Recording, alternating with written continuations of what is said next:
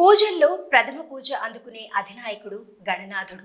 వినాయక చవితి నవరాత్రుల ఉత్సవాలను అత్యంత భక్తి శ్రద్ధలతో ప్రతి ఏటా జరుపుకుంటున్నారు. చిన్నారుల నుంచి వృద్ధుల వరకు గణనాథుడి ఉత్సవాల్లో పాల్గొనేందుకు ఆసక్తి చూపుతారు. అయితే ప్లాస్టర్ ఆఫ్ ప్యారిస్ రంగురంగుల వినాయక విగ్రహాలను నీటిలో నిమజ్జనం చేయడం వలన రసాయనాలతో కూడిన రంగులు, ఇనుము, నీటిలో కరగని పదార్థాలతో నీరు కలుషితమవుతుందని, పర్యావరణ పరిరక్షణకు, నీటిలో నివసించే జీవరాశులకు ముప్పు వాటిల్లుతుందని సామాజికవేత్తలు అంటున్నారు.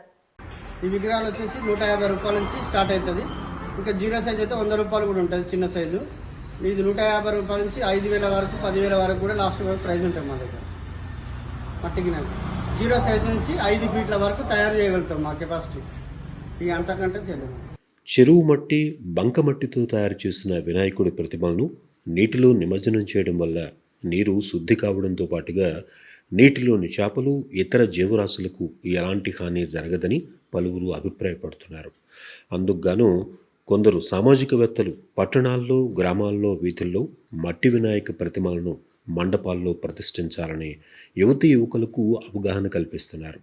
వివిధ యువజన సంఘాలు, స్వచ్ఛంద సేవా సంస్థలు ప్రతి సంవత్సరం ఉచితంగా మట్టి వినాయకులను పంపిణీ చేయడంతో పాటు మట్టి వినాయకుల వల్ల కలిగే లాభాలను వివరిస్తున్నారు. జై గణేష. హిందువుల పవిత్రమైనటువంటి పండుగ వినాయక చవితి. ఆ వినాయక చవితి 9 రోజుల పాటు మనము భక్తి శ్రద్ధలతో వాడ గల్లీలోని ఆ యొక్క గణనాథుని నిలుపుకొని పూజించుకుంటాం. కాబట్టి ఈ యొక్క గణనాథుడు ఏ విధంగా ఉండాలంటే స్వచ్ఛమైన మట్టితో తయారు చేసినదై ఉండాలి.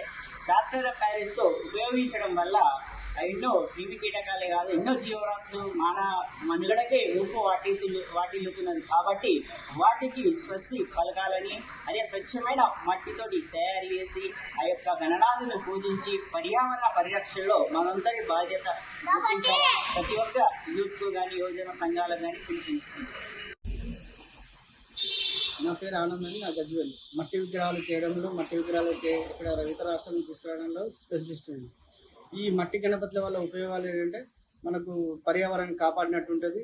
మనకు చుట్టుపక్కల పర్యావరణం కానీ, నీటిలో చేపలు కూడా చనిపోవన్నారు. ప్లాస్టర్ ఆఫ్ ప్యారిస్ వాడడం వల్ల కెమికల్ రంగులు అద్దుతారు. దానివల్ల ప్లాస్టర్ ఆఫ్ ప్యారిస్ వల్ల నీటిలో ఉన్న చేపలు కానీ, ఇతర జీవులు కానీ చనిపోతుంటాయి.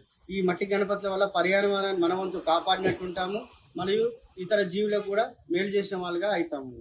ఈ మట్టి గణపతిలో పెడదాము, మట్టి గణపతిలో పూజిద్దాము.